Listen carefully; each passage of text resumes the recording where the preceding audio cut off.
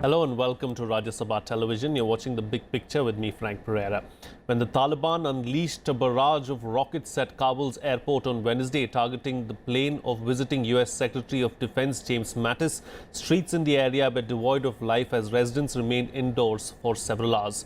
A woman was killed and 11 civilians were wounded in the Taliban attack, according to Afghan officials. In response, NATO's Resolute Support Mission in Afghanistan said that US aircraft launched air raids to support Afghan security forces conducting search operations near the Hamid Karzai International Airport.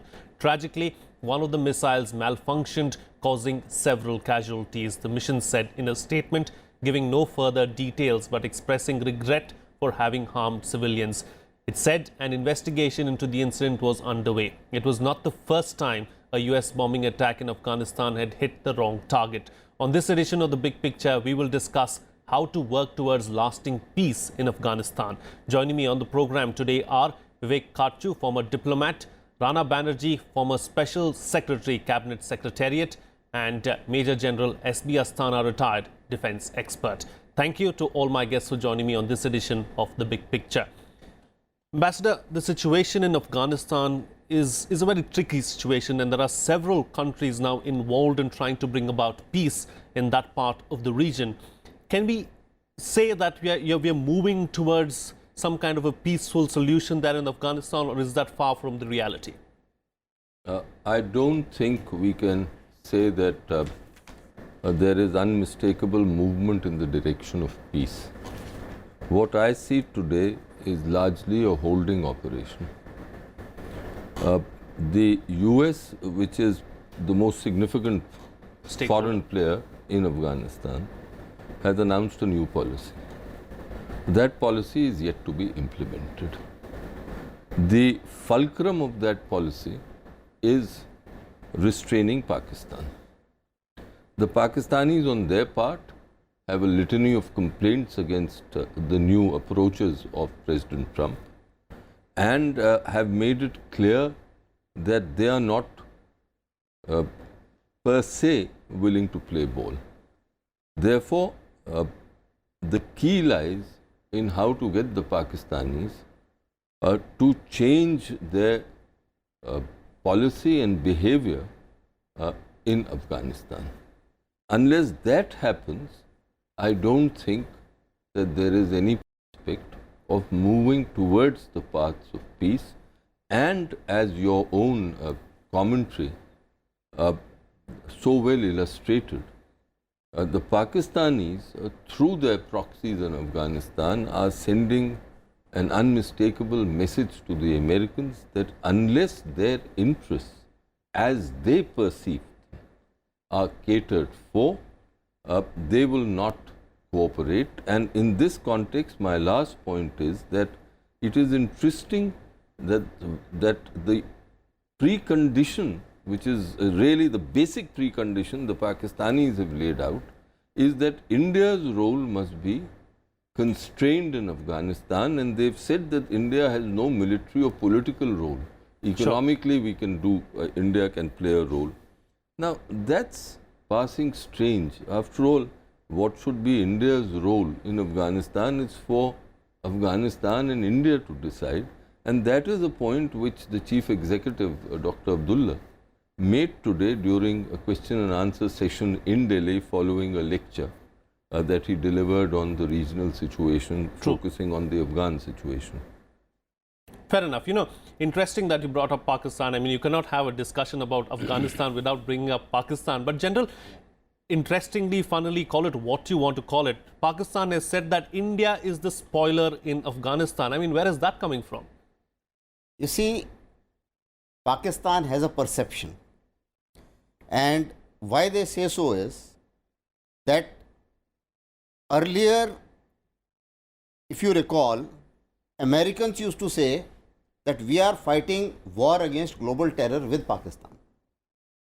Now, with the present Afghan policy of President Trump, instead of Pakistan, the name has changed, that we are fighting global war of terror with India. As far as Pakistan is concerned, there are four major reasons. The money doesn't affect them very much, because in 2011 they used to get about 3.5 billion, now it's 1 billion, etc. So that doesn't matter. Similarly, F-16 deal getting restricted, that also doesn't matter to them. But what matters to them is, firstly, the drone attacks and the sovereignty part, when in case the US interest gets compromised, that definitely affects them. And second is, US has the capability to choke the terror funding across the globe. So these are the two major things which affect them. Now, as far as peace in Afghanistan is concerned, it's a distant dream. And this dream is dependent on the security situation around Afghanistan. Few days back, when Mattis had gone to Afghanistan, at that point of time, the president said, we want peace with all neighbors. This portion of land, which is very strategically very important, Russia wanted to get in, China wanted to get in, has become very important for everybody, including Pakistan, because everybody wants their friendly government there. Pakistan has nurtured Taliban to re-emerge in Afghanistan. Now that is the situation as of today. So therefore Pakistan has to be part of it. As their problem with India is concerned, that in case the Indians are around, they have a threat which they feel is a double threat. Although that may not be totally true. The second part is that as far as India is concerned, they are also selling the narrative to US that we did so much of contribution to your global war of terror, we fought on Afghan border, but the Indians have to be, that Indian threat has to be, Indian threat theory, that threat has to be taken away from us. And that is why they managed to get fair amount of weaponry from them, that conventionally, please balance me out. Sure. Because they are going to... so this is, in nutshell, is the security scan which the Pakistan is facing, and that is why they are getting Indians into it, to say that part. Although peace and development, they have no issues. Okay, fair enough. Mr. Banerji, do you fear that, with all this pressure on Pakistan to try and curb terrorism, to try and deal with terrorism in Pakistan, that Pakistan is going to up the ante across the border in Afghanistan? It's not going to be so easy for them. To put the security situation in Afghanistan in correct perspective, we see today what is happening is that out of the 34 provinces and 360 districts, around 360 districts that are there in Afghanistan, the Taliban are controlling about 10% of the district and about 40% of the rural areas in different parts of the south and the east, and also now in the west and the north. The Afghan National Security Forces are in control of the major towns and cities, and they are able to reinforce their positions every time some of these district centers are being taken over by the Taliban. Now this is an ongoing and continuing process during every spring offensive of the Taliban. Neither the Afghan government nor the Taliban are really in a position to tactically or strategically alter the balance of military situation in a very significant manner. So therefore, the entire issue of reconciliation and peace gets pushed into the backwater. Nothing much is happening on the reconciliation plan on which China, Iran, Russia have all tried to dabble with their own sort of interests. Now, to complicate the picture, there is also the ISIS. Some parts of Afghanistan, the southeast, Achin and Nangarhar, there are some elements who have declared adherence to the ISIS, and they may be getting some supplies of funds and equipment from parts of Central Asian countries. So it's a triangular sort of a battle. The Taliban are also fighting the ISIS, and the Afghan National Security Forces are fighting both. So the military situation is likely to remain volatile in the foreseeable future. Okay. Sure. You know, ISIS, Ambassador, how big a threat is ISIS in Afghanistan? You know, as their size dwindles in other parts of the region, say, for instance, Iraq and Syria and all of that, do you believe that the next battlefield for the Islamic State is going to be in Afghanistan? I don't. I think the ISIS is certainly a challenge. It requires an effort on the part of everyone who's concerned with the security situation in Afghanistan, this challenge. But clearly, the foremost difficulty in Afghanistan is created by the Taliban. Of that, I have no doubt. The composition of the ISIS is certain elements of the Tehreek-e-Taliban in Pakistan, also certain Salafi elements which are traditionally Salafi from, say, eastern Afghanistan, Kunar, and that's something which is there historically. So for the time being, I know that the Russians in particular and the Chinese, but the Russians are very worried about the ISIS because of the Central Asian republics. But and the Americans have said that this year they want to finish off this threat. But the focus has to be on the Afghan Taliban. Sure. You know, talking about the Americans and James Mattis's visit to Afghanistan, General, he said that, you know, the Americans are going to deploy 3,000 more troops to Afghanistan to help and assist the Afghanistan forces. Do you believe that that is going to tilt the favor, tilt the balance in favor of the Afghanistani forces? Is that going to help in any way? See, 3,900 troops is almost a brigade plus. One thing we must first understand is that for lasting peace, the internal system will have to be strong enough to take on peace. The Afghan national security forces have to be, the capacity has to be built up. The outsiders can only hold on for some time.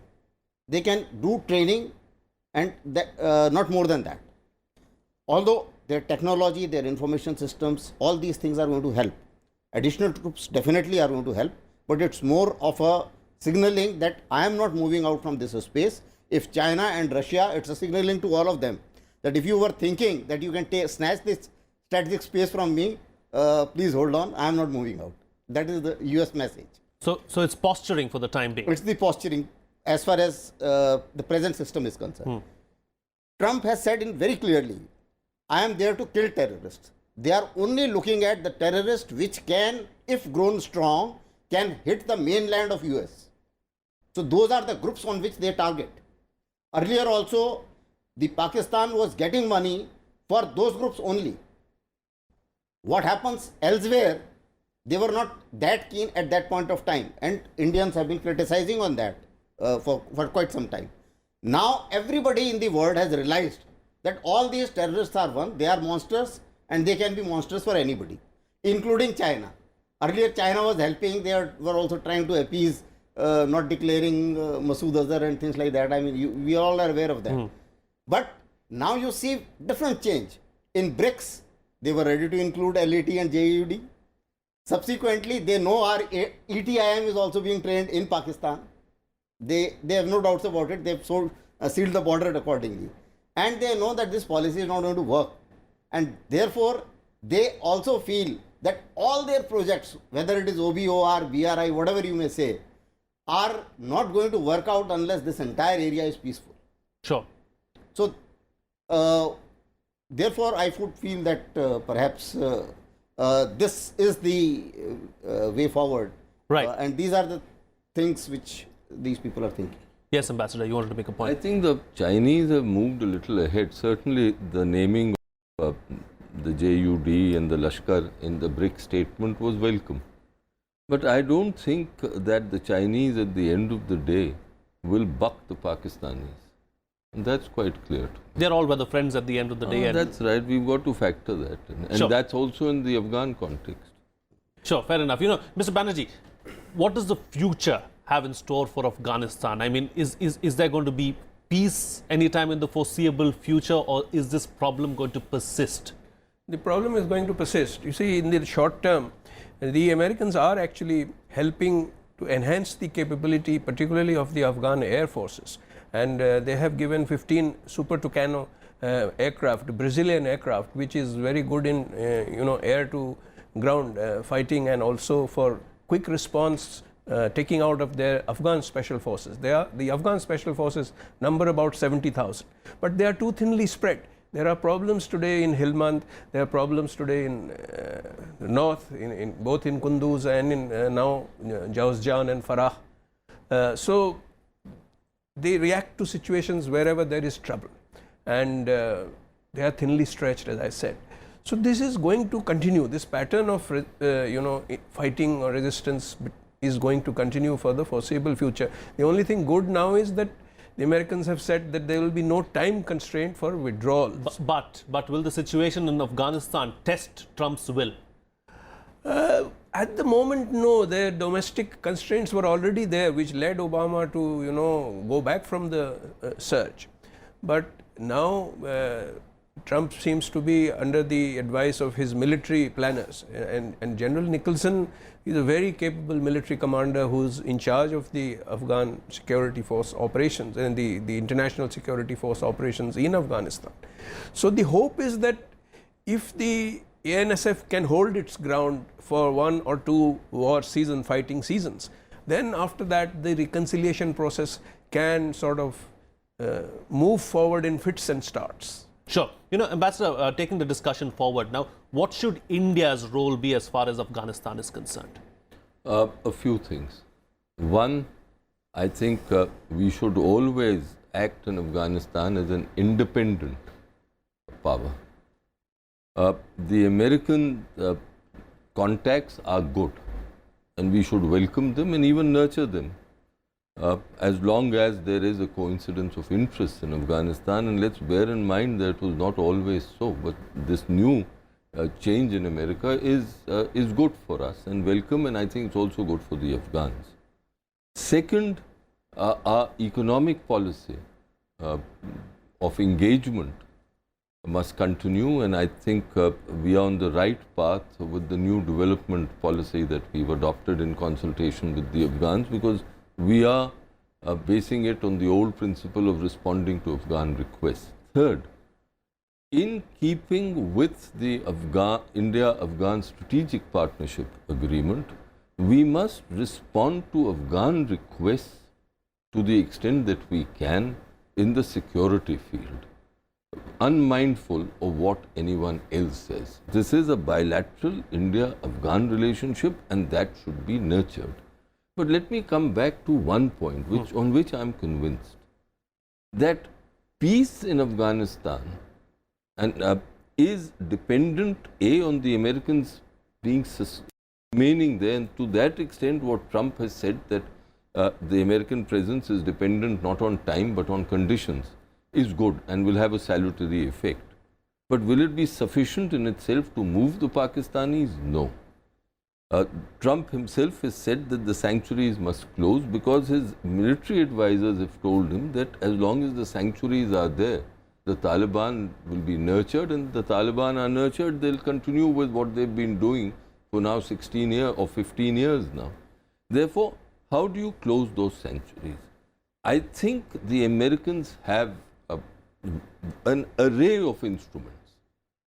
For example, under the Financial Action Task Force, they can squeeze the Pakistanis' international financial arrangements completely. And the Pakistanis are extremely worried, and that is one reason, a prominent reason, why they took action. Under this threat, they took action against Hafiz Saeed. So that instrument should be used. Also, if at the end of the day it requires the movement for short periods and short raids across the Durand, then so be it. Because the Pakistanis must understand that it can't be the old game as usual.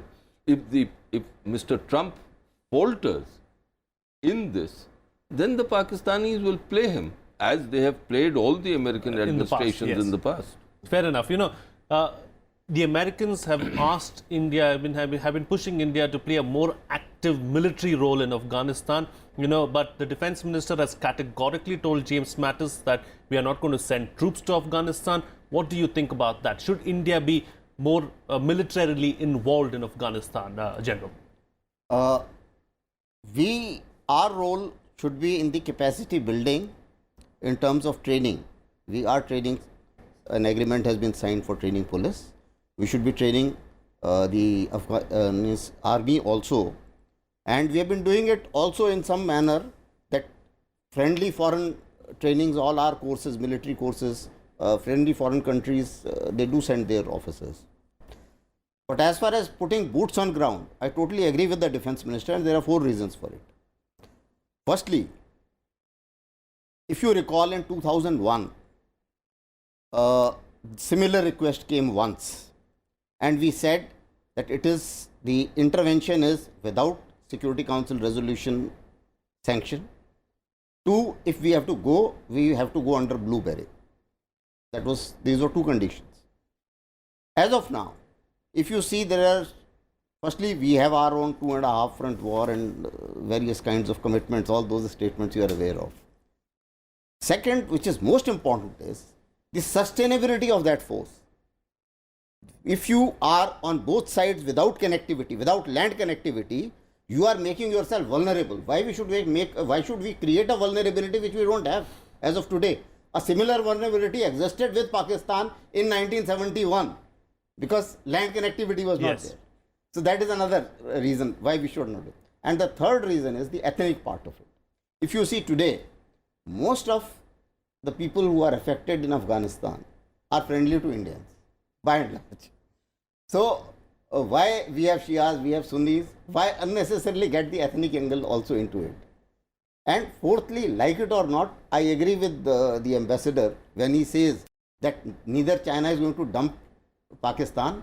In all probabilities, even America may not dump Pakistan and may require it at some stage, because major operations, Pakistan is a strategic piece of land which we have to accept, that piece of land is important. Sure. Yes, Ambassador, you want to intervene? Just one sentence. I think this has been the wisest announcement under the circumstances. In no condition or any circumstance we should send we should put boots on the ground in Afghanistan. Our present approach of enhancing training, capacity building, as the General is saying, we are already doing substantial amounts. I think we are training almost 2,000 Afghan soldiers of different kinds, should increase substantially. And I will also add that to the extent if there are Afghan requests, I repeat, Afghan requests for lethal equipment, and we are in a position to supply that, we shouldn't hesitate. Okay. Fair enough. Mr. Banerji, do you believe that there's a big opportunity for India to tap in Afghanistan, and have we been, addressing the right kind of issues as far as dealing with Afghanistan? Oh, absolutely. We have a very good image only because of our policies of helping them in the sectors that they want help in, particularly in education, in health tourism, in medical support. It's very symbolic. If you visit Kabul, they will show you the new parliament and they will show you the old bombed, palace which lie in close vicinity. And they would say that, one represents the attitude of Pakistan towards Afghanistan, and the other, the new shining building with the copper dome, represents, the Indian approach to Afghanistan. And it's very heartening to hear that. I've got, I think, about 2 minutes left on the program, so I'll get quick closing comments from everyone. Ambassador, the CEO of Afghanistan, Abdullah, was in India for a 2-day visit. Would you say that the interactions that he had with the top officials in India went on well? Indeed, I believe so. I think this visit was overdue, and I'm very. Anyone who follows Afghanistan would say that. His discussions have been good. He's met the President, the Prime Minister, he had discussions with the External Affairs Minister, and of course this economic partnership was exemplified by the trade fair that was there. So all in all, we've done a good thing in arranging this and giving him an exposure, because let us not forget that the National Unity Government, which is there in Afghanistan, is a government of President Ghani and Chief Executive Abdullah. Sure, right. Yes, General, your closing comments on the program. My closing comment is that lasting peace will prevail only if we have a democratic, self-elected government in Afghanistan. Outsiders can help, and that help should increase their capacity to be able to maintain that peace. Okay, that's a very good concluding remark from you. And Mr. I would only flag in a cautionary vein the credibility of the national unity government itself, the point raised by Vivek.